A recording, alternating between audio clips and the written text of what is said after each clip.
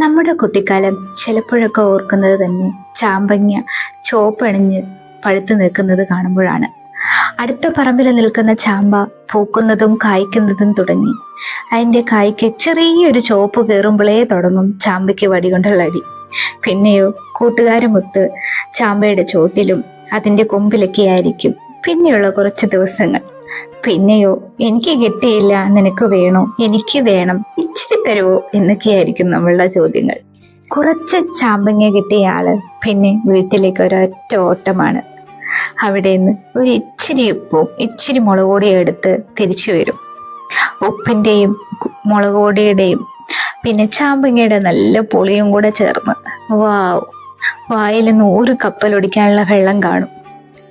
ചാമ്പങ്ങയുടെ രുചി എത്ര പറഞ്ഞാലും മതി വരില്ല. ഓർമ്മകൾ കാലം കഴിയും തോറും മധുരമേറുന്നവയാന്ന് പറഞ്ഞു